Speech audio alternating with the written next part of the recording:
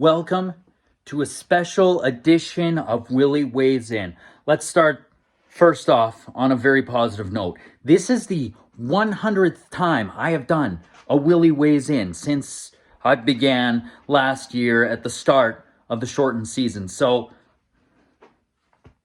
thanks for watching. Thanks for following. Here's to 100 more. Well, you know what? Hundreds more. I'm really excited about it. Now, what's this specific weigh-in about today? Well, it's not about a game. It's about what happened with the Oilers this afternoon. Dave Tippett was fired as head coach of the Edmonton Oilers. Leaving with him was Jim Playfair. The two, had a pretty good go with the Edmonton Oilers when they came in. They had a 2.5 year career with the Oilers. They took them from a 28th seed team to a 12th seed team, got them to the playoffs, although they couldn't get too far within those playoffs, which was a little frustrating. They did create some good things that happened there.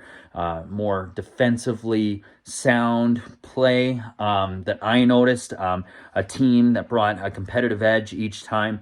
And, their time had just come. They weren't able to get the team to do what they're supposed to, which is win. And Edmonton had fallen into the habit of falling to a 1-goal deficit too often. And then it was starting to become 2-goal deficits, and they were constantly having to play from behind. And this just wasn't great. Is this a coaching issue?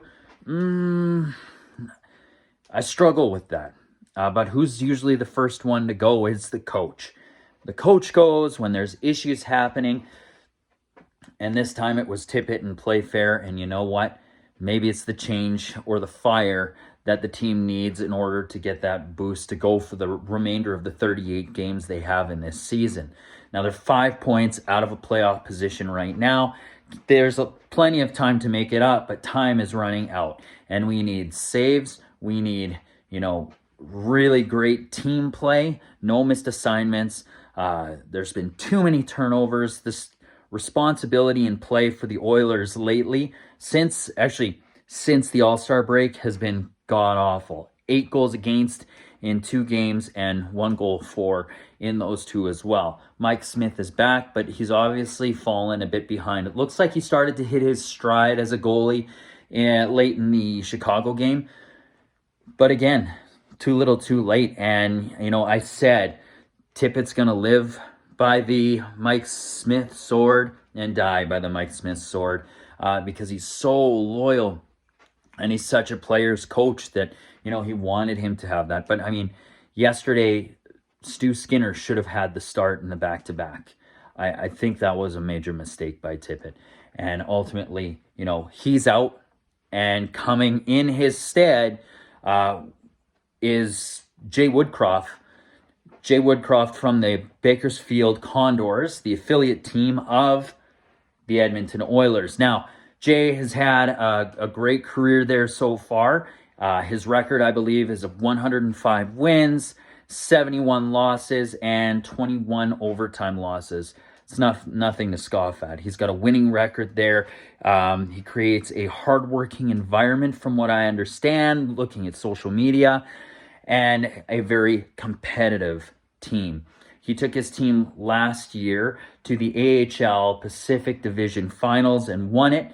So that's good. And coming with him is Dave Manson, who is a defenseman whisperer. He's done a lot of great things with defensemen at the AHL level and making them into good defensive players. So we've seen the likes of Ethan Bear, Caleb Jones, Philip Broberg, Evan Bouchard. A lot of familiarity there. We've got Naimalainen, who's being called up, who's played for Dave Manson for quite a while. He's got a lot of that core defensive group that's been drafted and coming up will have had some time with this coach and defensive coach as well. So I'm really looking forward to that. Now, I'm wondering what the defensive system is going to look like. It seemed to be faltering, especially in the last a little while, let's say 30 games. Hasn't been the most solid. So I'm excited to see what kind of changes might come, because it seemed like Playfair had kind of an old school defensive system that he was running that teams were kind of taking advantage of. So I'm really looking forward to seeing what the Oilers do with this. Really excited about Jay Woodcroft. I'm excited to see what he does with the lineup. Now, we know that Kassian is out for about 4 to 8 weeks with a fractured jaw, which was said in the availability by Ken Holland this afternoon.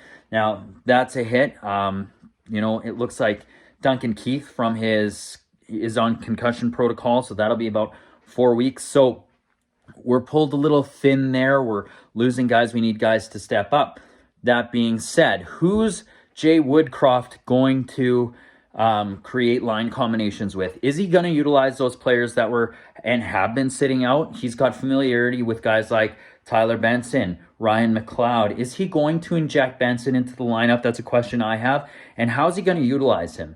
Is he going to keep him as a fourth line grinding player, or is he going to try to utilize him like he did in the AHL as a 1-2 line type player? Try to inject him there, or create some chemistry on one of those two lines and see if he can catch up to that kind of skill level. I'm really excited about this change. I think the Oilers need it. I think they needed a new voice. You could kind of tell they're laggy. They don't look as fast. They don't look as engaged, especially over these last two games. And, Koskinen being out with COVID and the run they went on before the All-Star break, was a major indicator as to what this team is capable of doing. And they seem to have lost that after the break. And, and before that stint with the 6 games where they went 5-0-1.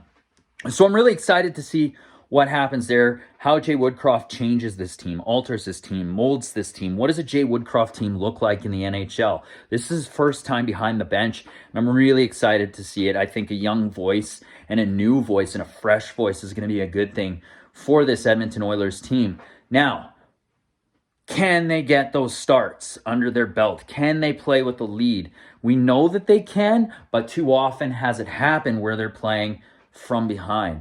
And that's weird because you got marquee players in the NHL on this team, in Connor McDavid, in Leon Draisaitl, in Ryan Nugent-Hopkins, Zach Hyman, Evander Kane. We've got really great players. And how are they going to be deployed within this new look coaching system? Really excited to see what that brings. They have to make the playoffs this year. What does it look like if they don't?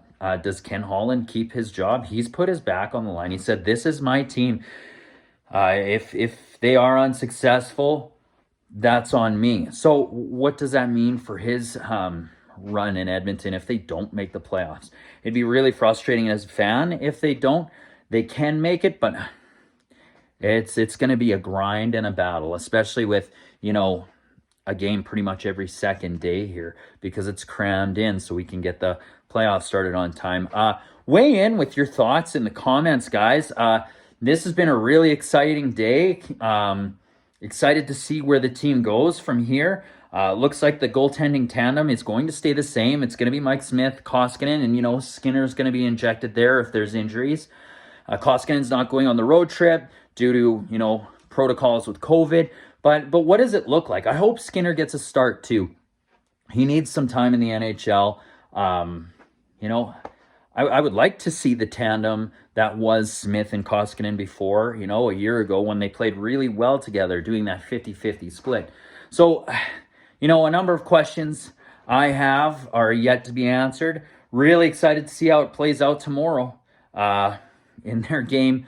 It's a really important time of year where they need to start actually stringing wins together. And after a really lackluster second quarter, they need to pick up their socks and they need to win the rest of these quarters, the third quarter and the fourth quarter of the season.